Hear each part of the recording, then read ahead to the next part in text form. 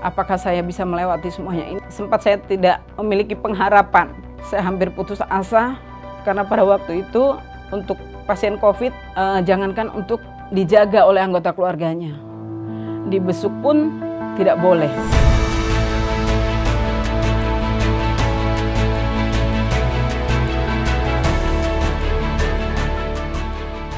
1,5 tahun yang lalu, tepatnya pada bulan Desember di tahun 2020. Pada saat itu di seluruh dunia sedang dihebohkan dengan pandemi COVID-19. Pada hari itu badan saya itu tidak seperti biasanya. Saya seperti meriang, badan saya pegel-pegel dan tidak selera makan.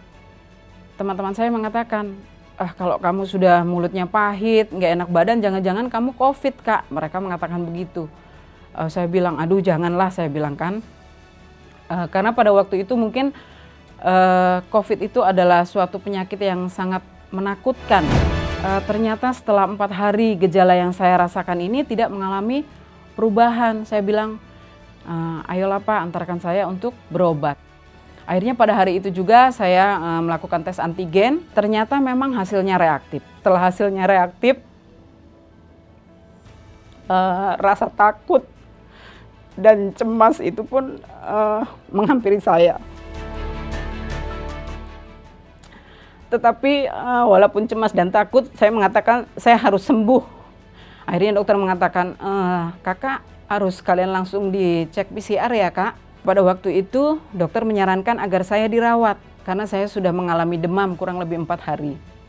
Dan pada waktu itu ruangan isolasi di Rumah Sakit Advent kebetulan penuh, sehingga saya harus mengambil keputusan untuk dirawat di ruang isolasi UGD. Setelah saya positif, suami dan anak-anak saya kembali dicek untuk tes PCR dan 2 hari kemudian baru ada hasilnya. Ternyata salah satu dari anak saya juga positif. Saya semakin cemas dan semakin takut karena kalau kita melihat berita-berita di televisi setiap hari yang diberitakan hanya korban COVID yang sampai tempat pekuburannya pun sudah penuh di mana-mana. Itu yang membuat saya semakin down. Tapi pada suatu hari suami saya datang dengan izin direktur.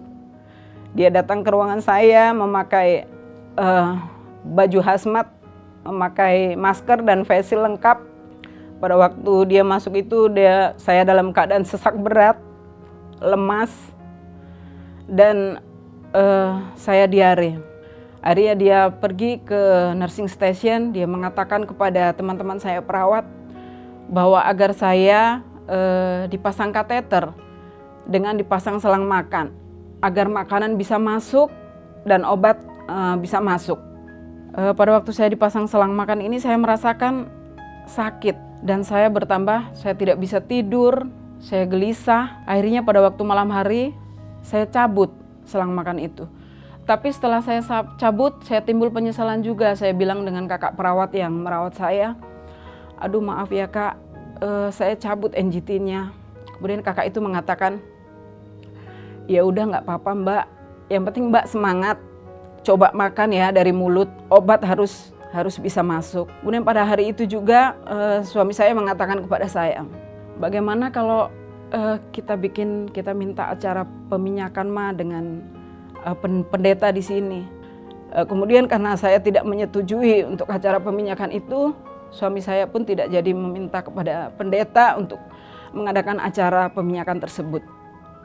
Akhirnya pendeta dan para dokter dan teman-teman perawat selalu menelpon saya, mereka video call, mendoakan saya, memberikan semangat kepada saya.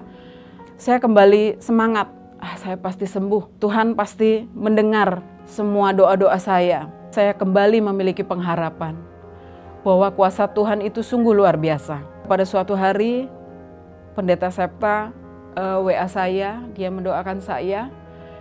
Dia memberikan sebuah ayat Alkitab terdapat dalam Yeremia 17 ayat yang ke-14 yang berbunyi, sembuhkanlah aku ya Tuhan, maka aku akan sembuh. Selamatkanlah aku, maka aku akan selamat, karena Engkaulah kepujian bagiku. Dengan ayat itu saya selalu menyebutkan dalam hati saya di setiap doa-doa saya. Dan setelah 2 hari itu saya merasa ada perbaikan, ada pemulihan dalam diri saya. Saya berharap, kesembuhan sudah menyertai saya. Dan Tuhan begitu baik bagi saya. Di tanggal 11 Januari, dokter kembali visit dan mengatakan, "Kakak sudah lebih baik. Sudah bisa pulang nanti sore ya, Kak." Dengan senang hati, saya bersuka cita bahwa ternyata Tuhan masih memberikan kesempatan kepada saya untuk menikmati napas hidup yang Tuhan berikan kepada saya. Saya sudah boleh kembali bekerja untuk kembali melayani bersama dengan teman-teman saya di Lembaga Tuhan Rumah Sakit Advent Bandar Lampung. Mungkin hanya itu saja kesaksian yang boleh saya sampaikan pada hari ini. Terima kasih, Tuhan memberkati.